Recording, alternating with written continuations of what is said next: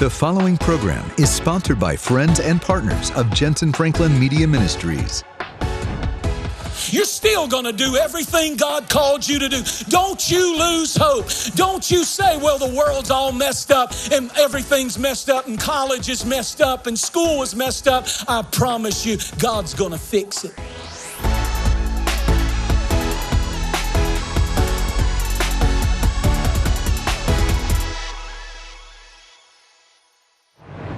I want to share today a message that God has laid on my heart.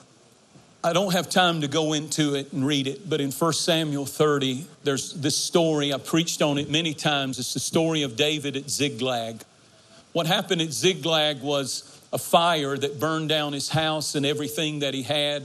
The Amalekites kidnapped his family. It was the lowest point in David's life. His men spoke of stoning him. They had followed him all their life. David, I believe, at that moment was suffering from post-traumatic stress. Seriously. Let me just give you a lead up to it. When he was a teenager, his own father didn't believe in him. His father had 8 sons, and when the prophet came and said, one of your boys is going to be king of Israel, he called for all the boys to be considered and looked at. Except for David. He left David in the field because the father didn't even believe in his son named David. Jesse, the father, didn't believe in his son named David. He said he made up his mind that he was not king material. These other boys are talented and gifted, but that one will never amount to anything. Not only that, but when he finally made it to the palace as a musician to play for King Saul, he suffered tremendous workplace harassment when spears started coming at him because the king became jealous. David thought to himself, I know how I'll fix this. I'll marry the king's daughter because marriage fixes everything. Only to complicate his already complicated family dynamic of a father-in-law who hated him. Now he married the daughter of that king. And the Bible said that she despised him and she criticized him continually every day of his life, mocking him and criticizing him, doing it publicly. I don't mind if Sharice tells me private things, but when she does it in public, it embarrasses me. And I'm sure I embarrass her a lot. But do you understand what I'm saying? What is going on? And then on top of that, the Bible tells us that they had a son or a daughter, and the daughter was molested by a family member. Post-traumatic stress. The power, the pain of when a family goes through something like that.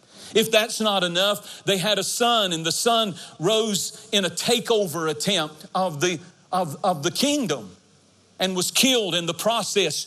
Family fighting family, family attacking family.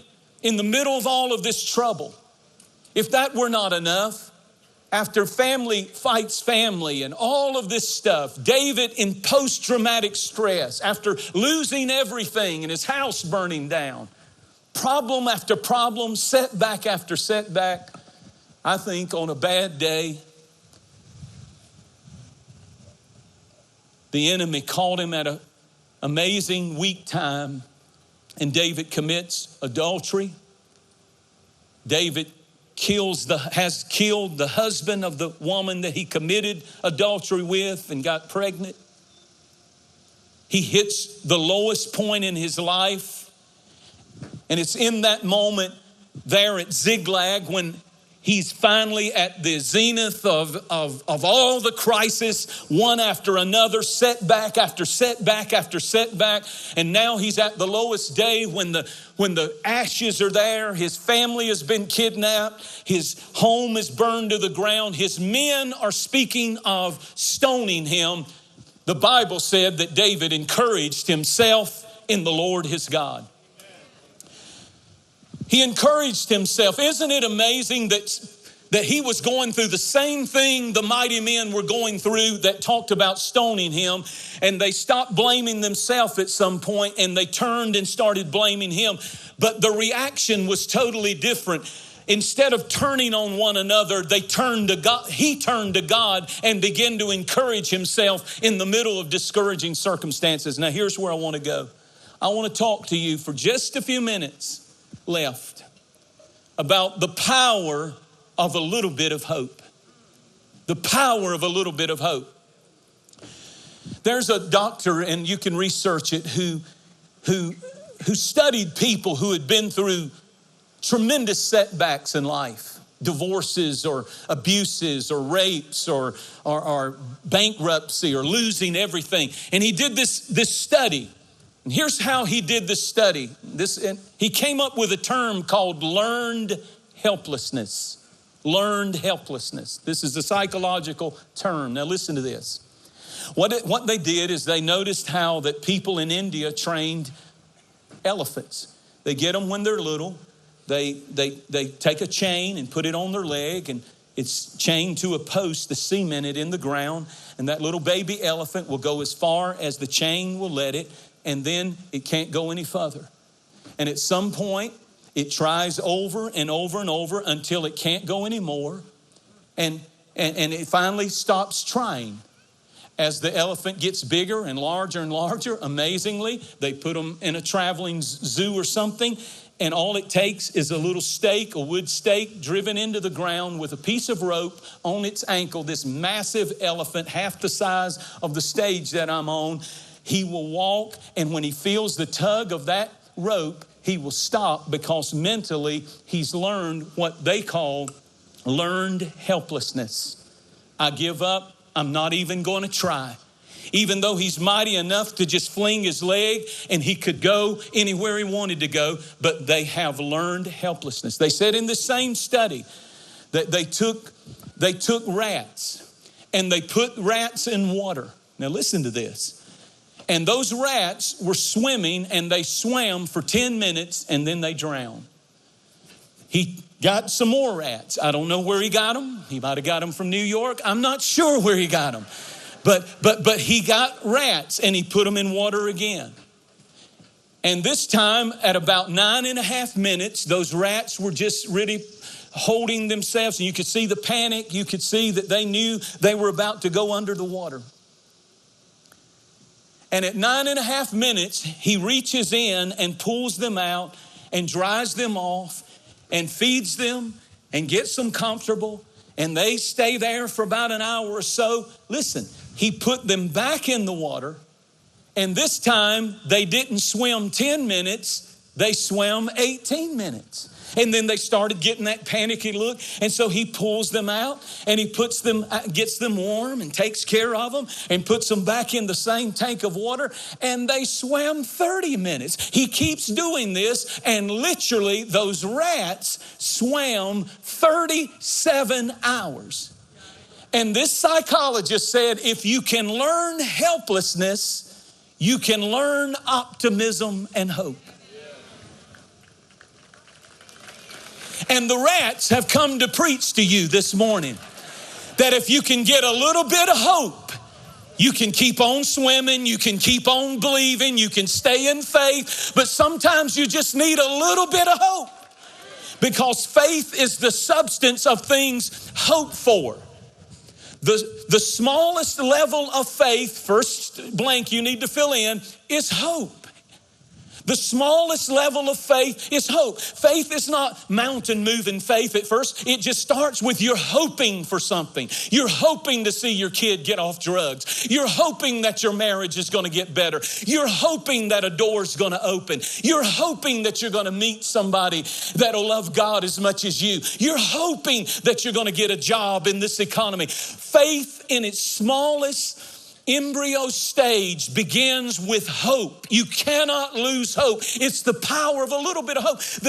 I believe those little rats got to thinking at 9.5 minutes, the second time, you know what? We're just going to keep on swimming, because I know from experience there's a hand that's going to reach in. And when I can't take it anymore, it's going to take me out. It's going to provide for me. It's going to comfort me. And every time they would get to the point of the voice saying, give up, they made a decision. I'm not going to lay down to helplessness. I know there's a hand that's going to lift me up again. If He's saved you before, He'll save you again. If He's provided for you before, He'll provide for you again. Take a praise break and give God a shout of praise.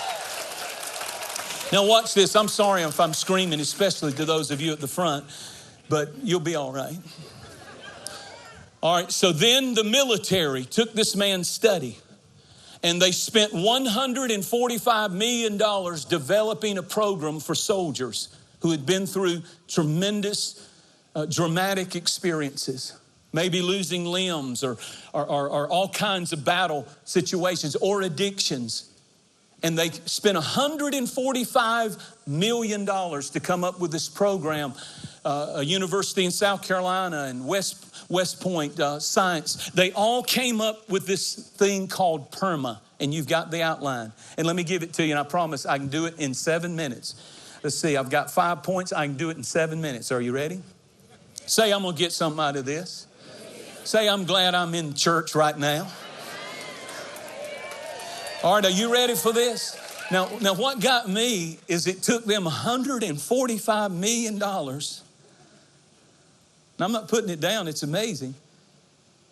But everything that they came up with is right out of the scripture, and it's called PERMA. It's an acronym, PERMA. The program is called PERMA. You can look this up.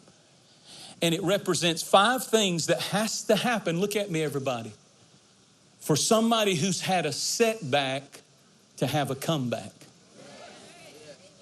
America has had a setback. Every family under the sound of my voice has had a setback. Probably we've been living in hell for 6 months, ladies and gentlemen. How many of you have had setback after setback? Well, here's how you come back from a setback. It's called PERMA. And the P represents positive emotions. They talked about how that if a person is going to come out of the depression and out of the trauma and out of the pain and out of just talking about it all the time and what happened and how bad it was, they've got to get in their life, in the midst of trauma and crisis, positive emotions. And they don't call it this, but I want to tell you what positive emotions are. It's called the joy of the Lord. Nehemiah chapter 8 said in Psalm 16, He shows me the path of life, and at His right hand, in His presence is fullness of joy, and at His right hand are pleasures forevermore. He said in Jeremiah chapter 15 that His word was sent to me, and it was a rejoicing in my heart, for I am called by His name. The way that you get positive emotions is you begin to focus, and this is what they said in the study that blew my mind. They said you must, it helps to find a hero character, much like in Greek mythology. This is what the study says, of someone who went into Hades, went through hell, came out and shows you how to live. And I'm sitting there reading that and I'm thinking, my God, I know somebody who went to hell and came out of hell and shows me how to live. And they said, in doing that, you can find a new identity. Well, I've come to preach today that there is one who is able to give you joy. In John, the 17th chapter, or the 16th chapter, Jesus said, the joy that I give you shall remain in yourself. He said, may it remain in, he prayed to the Father and said, Father, let the joy that I give them remain inside of them. You can have joy all by yourself. Listen to me this morning. I refuse to let any of you precious people leave here with those negative, defeated, beat up emotions. It's time for some positive emotions called the joy of the Lord is my strength. Now I'm going to tell you the next point is how you get into it. How many of you would like to have positive emotions again? Get up with a smile again. Instead of growling at each other, say hello, good morning. Positive emotions. The second thing is called engagement. They actually said that, and they used this word. They said, if you're going to overcome, you cannot keep isolated. At some point, you've got to engage. At some point, you got to come off of the bench and get in the game of life again. At some point, you've got to quit soaking in your sorrows and licking your wounds, and you've got to get up and engage. And then they actually say this in that study, the guy on the part of engagement uses these words, you got to get back in the flow. And I thought, well, that's the flow of worship. We've got to engage the presence of God again. We can't let these singers this morning do all the praise, and we've got to engage the presence of God. And when I engage in praise, when I engage His presence, I engage my hope, I engage my faith, I engage my will to keep going and to believe. I'm saying to somebody that you're closer than you think you are to your breakthrough, and you almost felt like giving up, and you probably still are questioning in your mind, it's been so long, it's never going to change. But the Lord sent me to tell you about the rats this morning, that they kept on swimming because they knew there was a faithful hand that had always provided, and it's not going to fail you now. It will deliver your children, your family, your home, your business. God is on the throne. But we've got to engage Him in worship. So here's how we do that. This is how I fight my battles. That's why you have to turn people off and you just lift those hands. And when they sing it in another moment, we're going to sing it and we're going to engage the presence of God. The third thing that the R stands for is relationships. That God says at some point, or this psychologist says it, but the Bible backs it up. He didn't know he was preaching a good sermon outline. That if you're going to come back from your setback, you've got to get to a place that you develop relationships with people again. Get your relationships strong. We need each other. One can put 1,000 to flight, 2, 10,000. If any two of you will agree, I need you. I need you. You need me. The devil's always done. Isn't he dividing us? Isn't he tearing us to pieces? I don't care where you come from or what you like or you don't like. I need you. Turn to somebody and mumble through your mask. I need you. I need this. Relationships. The R, P-E-R, relationships. The M stands for mission. If you're going to overcome your setback and have a comeback, you got to have a little bit of hope, like the rat. But at some point, you need a mission. You need something bigger than yourself. There it is, the church, the kingdom, the cross. If you're going to get past that divorce and the hurt, if you're going to get past that failure, if you're going to get past that addiction, you need a mission. And He said, I know the plans that I have for you, plans of good and not evil, to give you hope and to give you a future. You've got a mission. Young people, you've got a mission. Teenagers, God has not changed His mind about your calling and your purpose just because COVID has hit. You're still going to do everything God called you to do. Don't you lose hope. Don't you say, well, the world's all messed up and everything's messed up and college is messed up and school is messed up. I promise you, God's going to fix it. Just keep on swimming, little rat. Almost done. But the last one, the A stands for accomplishments. Got to have some wins. You need a fresh victory. When you just get hit, kicked, and beat up and beat down, and you go to work and all hell breaks loose. You come home and all hell breaks loose. You get an IRS letter, you get this, you get that. And it's like, good God, you just need a little accomplishment. I just need one little sign that you're with me, Lord. The Bible said we are more than conquerors. You know what a conqueror is? Let me give you a hypothetical. A conqueror is somebody who, let's say you lived in the poorest neighborhood, in a pitiful house, drugs, violence, immorality, maybe didn't have anybody in your whole family that made it out, but you became a conqueror.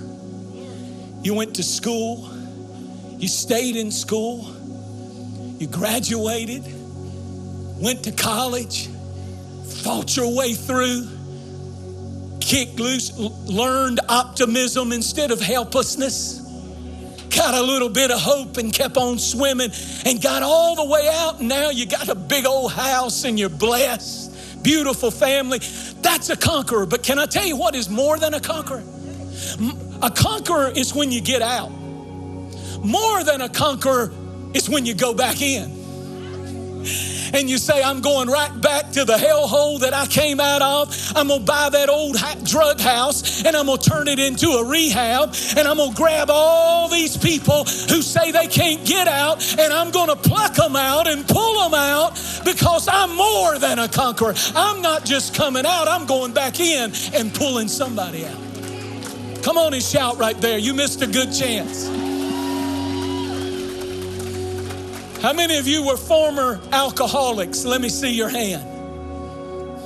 How many of you were former drug addicts? You couldn't shake it. Your mama and everybody thought there's no way you'll ever change. But you know what God's going to do? You're going to be a conqueror, but He's not going to stop there. You're going to be more than a conqueror, and you're going to see accomplishments like you never dreamed. Clap your hands and praise God if you believe.